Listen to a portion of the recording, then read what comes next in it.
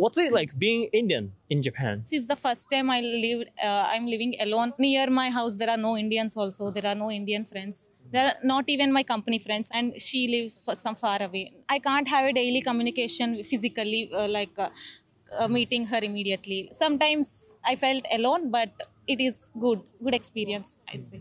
Living alone is a bit difficult for me. We miss our parents so much, so they can't come here, or else I can't go because of work.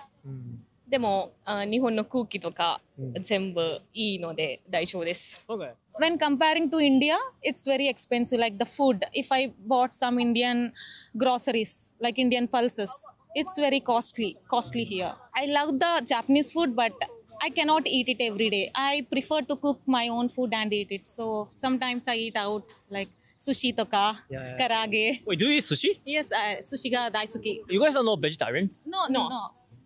Japan is cracking down on immigration.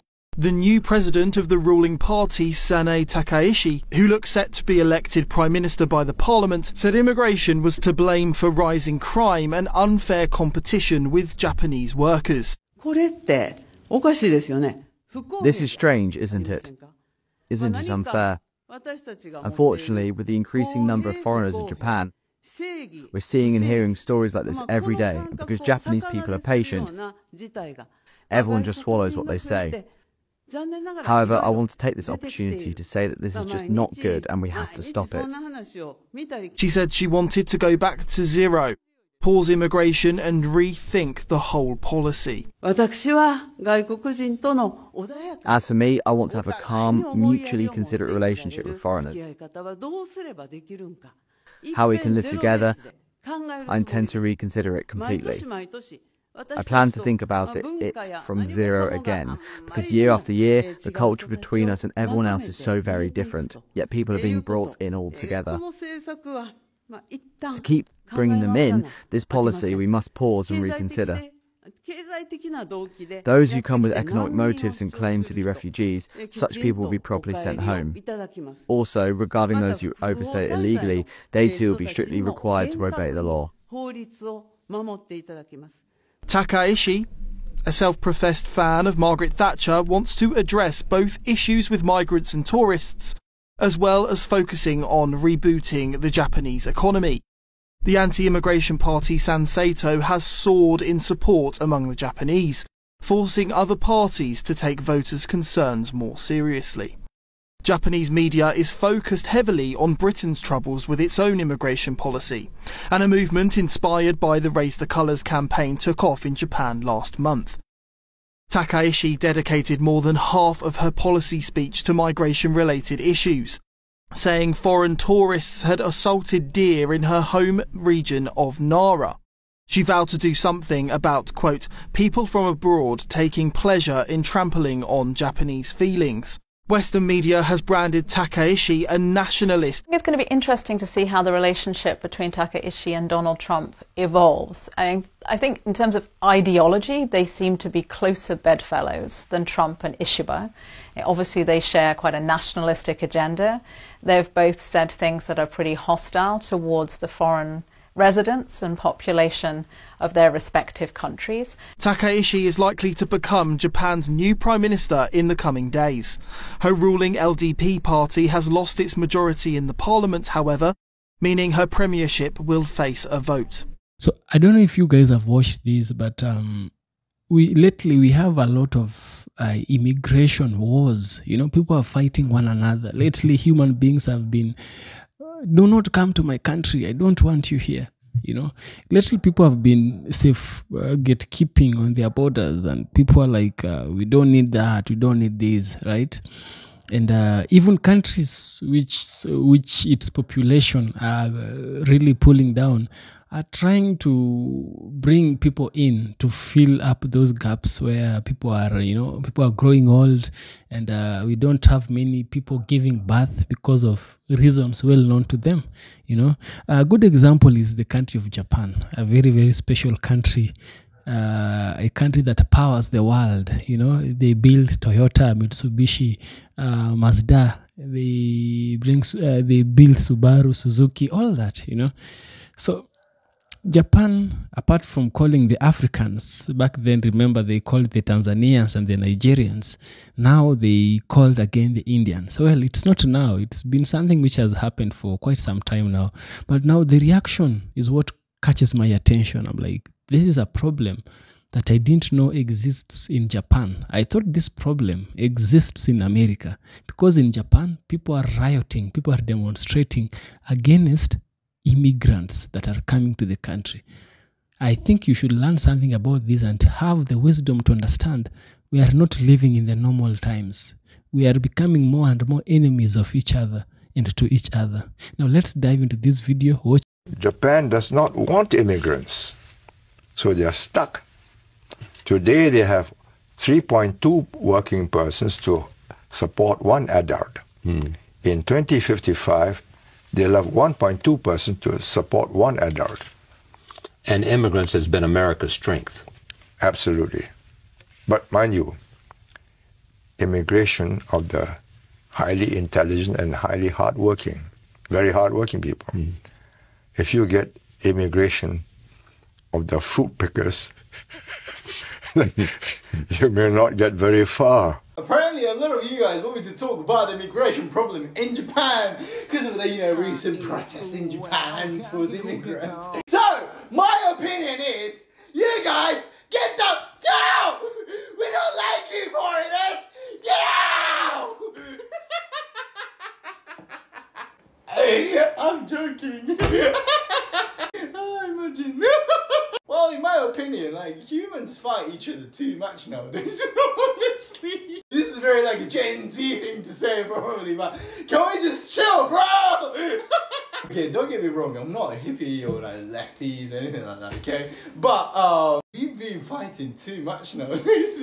We have internet, like, can we chill a bit?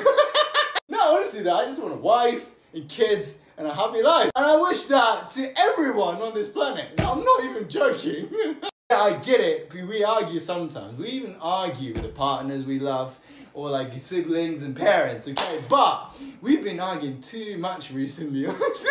Well, from the alien point of view, you guys are living on the same ball, bro!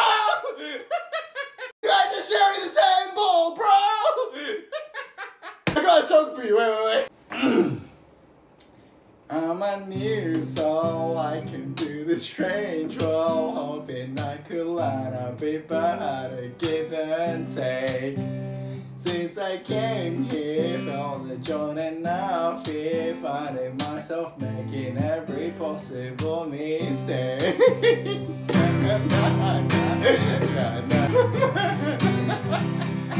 Hear that sound? Oh. That's music to my ears. I love that sound. Other people don't like it. I love it, Josh. I think when I hear that sound, it reminds me of money.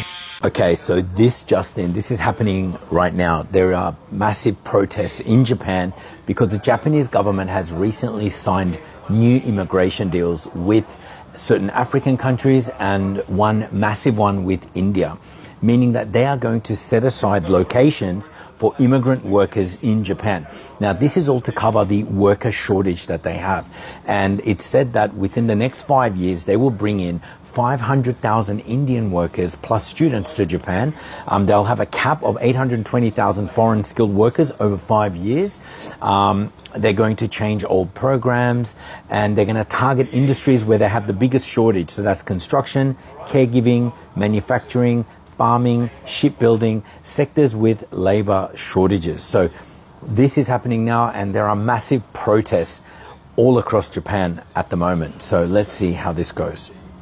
Japan is exploding right now with anti-immigration protests for two reasons. First is because there were early reports that 4 Japanese cities were being given to African nations, but the government clarified that this was just a cultural exchange program, not for immigration. The second one is real though. Japan is planning to bring in 500,000 Indian workers by 2030. Japan's population is aging fast, so they need some level of immigration for labor shortages, but many say this is too much and would change the culture fundamentally. But what do you think? Where should the line be drawn on it? I saw a lot of comments like this and I picked yours because it had the most likes. The reason I left out like Japan and other East Asian countries, even though a lot of them also hate immigrants, is because they don't really hate immigrants the same way Europeans do. For example, when Australians march and say they don't want immigrants in their country, what they really mean is that they don't want brown immigrants in their country, right? Because if like 30,000 Germans and Englishmen immigrated to Australia and then 100 Indians immigrated, they would complain and say, oh, the country's overrun by Indians, right? It's the Indians that are the problem, not the people coming up from Europe. Where in Japan, they don't want anyone from anywhere else coming at all, right? Like, a lot of people think when Japanese people say they don't want immigrants, they're thinking of brown people.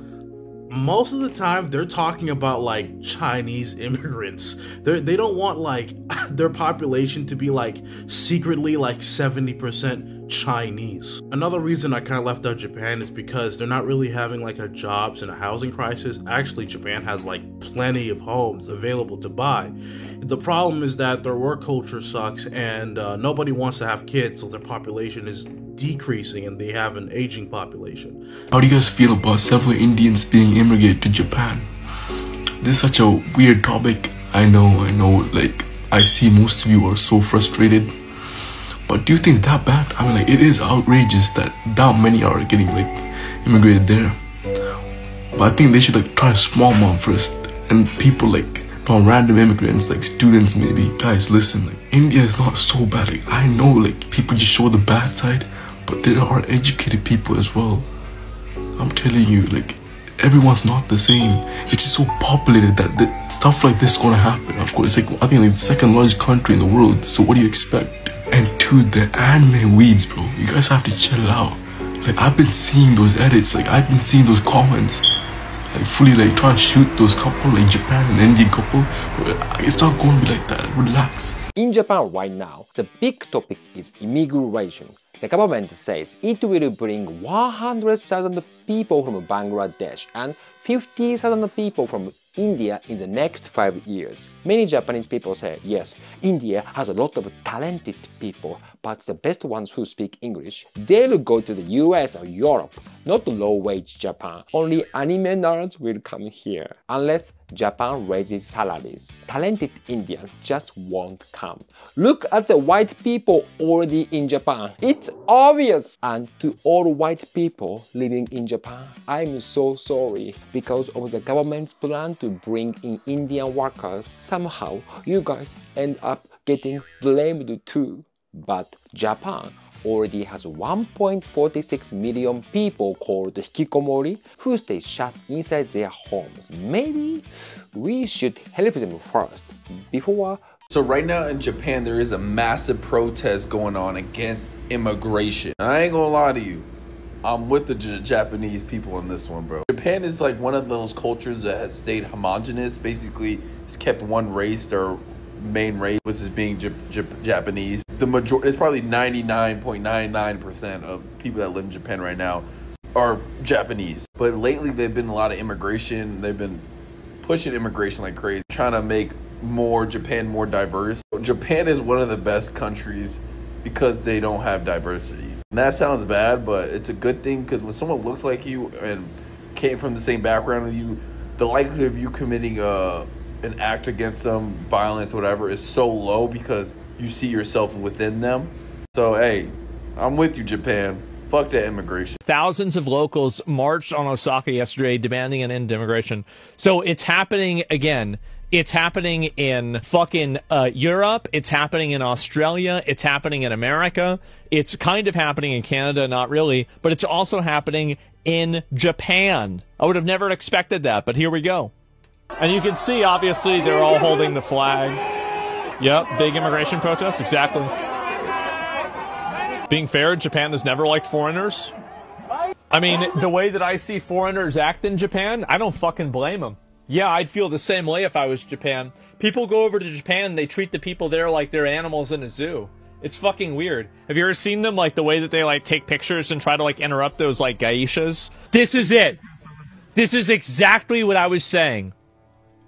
This is the video, even. Treating them like they're in a fucking zoo. Get the fuck out of Japan. Leave. This is so weird. It's so obnoxious. Japan is going to intake 50,000 Indians over the next few years to shore up its labor shortages, and the internet had a lot to say about it. A lot of people from Canada say that don't do it or else it's going to become like Canada, where there's a lot of people saying that Canada is basically India. Have you seen downtown Toronto? Don't you know? It's so different. Yeah, so I mean, this kind of makes sense because Japan going through aging population, deflation, declining in birth rates. They need skilled workers, and I guess India is the place for that. But what's interesting is that why did they take Indians and not other countries like Vietnam? Well, I think India simply has a gigantic just surplus of like grad school graduates, and they don't have a lot of jobs within India enough to support them, so there's a lot of outward migration pressure. I heard in Vietnam there's not as much right now. Plus, the Japanese need a lot of engineering, IT, and healthcare, which are like they train in those fields culturally in India a lot. So there's a skill gap between Indians and Vietnamese. That's interesting. Yeah, so I think long story short, man, Japan just has a plan to basically be like, yeah, you can stay for like 1 year, 5 years, 10 years if you're really good, but you better behave because the second you act up, you're out of here. Right. I think Japan's like intaking them to bolster their economy, but being extremely strict with them if they violate guidelines. It is very unlikely that it's going to be like Canada, right? Because I guess Japan has... They will get the Indians and it will be an economic benefit to Japan, but they're going to mitigate the social, cultural diminishing. It's not going to be like Canada. I just don't think they're going to be able to do, and I'm not saying this is good or bad. Japan is cooked not because of the Indian immigrants. It is cooked because Japan has simply cooked themselves. They're simply not reproducing at all. Like they're not replenishing the previous generation. It's going to be at a point where the whole island is just going to be one giant nursing home, and there's not going to be anyone to take care of any of the old generation because there's no next generation. So there is huge labor shortages going on because there's not enough youth. And they are desperately trying to fill out the blue collar work. Like what you see online of like the facade of Japan living in 2070 is literally it's just a facade. Japan is heading towards a societal collapse because there's no youth left. So they are desperately trying to import workers from wherever they can get. And at this point, they're going to get them from India. And this is literally to protect and prolong Japan's society at this point, prolong Japan's longevity as a country. That's where they're at right now. So I'm seeing a lot of hatred and racism towards Indian people, and I honestly feel like that is really misplaced here because the issue isn't the Indians.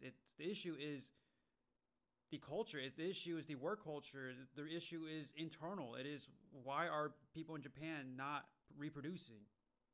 That is the problem. Japan just announced they'll be bringing in 500,000 immigrants from India because right now they really need them. Japan is notoriously anti-immigrant. Even half Japanese people get the cold shoulder treatment there. But they're in dire straits right now because their population is old as hell. The median age in Japan is 49. Meanwhile, India's median age is 28, and their population is highly qualified when it comes to IT, engineering, and healthcare. All of which Japan desperately needs right now because they're no longer the futuristic capital of the world. China is. India overtook China as the biggest population in the world, which is good for Japan because they see a future where India is a big player. Chinese and Japanese relations have historically been very tumultuous, so tackling the future alongside India is a friendly counterbalance for Japan. So after carefully listening to this video, here is my deep critical analysis. One thing we must understand is that we must love to live with one another peacefully, courageously, learn to be your brother's keeper, you know. That's also a commandment in the holy books. Learn to be your brother's keeper, not be someone who is rigid, someone who is, you only think of yourself, you don't think of your brother, you know. Japan's population is really, really reducing. And, you know, India is a country, I think, if not the first, the second, with the highest population in the world. There was a time India was having the highest, but now China overtook it.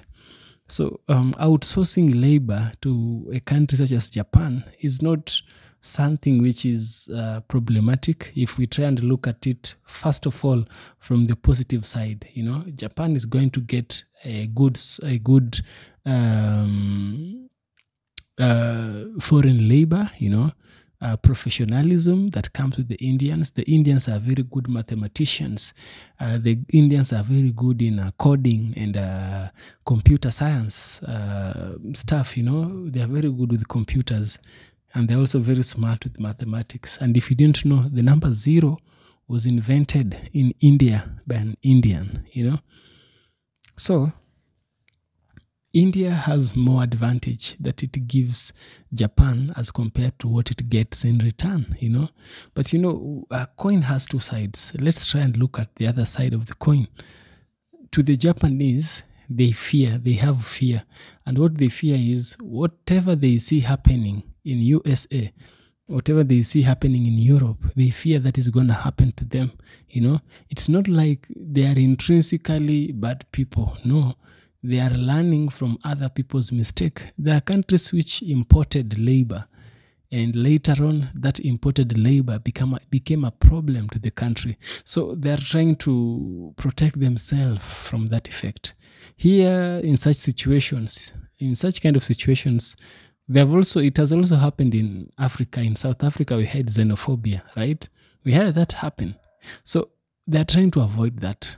If we can get, if there's any sense we can make out of this, they're trying to avoid that situation that will push them towards xenophobia, or that situation where now their own people will not be getting the employment by the foreigners, right? All in all, there's more bright side to as compared to the negative side, according to my perspective, and maybe you have your own perspective. And I'd really love to hear your own perspective. Comment down below. Thanks for watching. See you in the next one. Stay positive.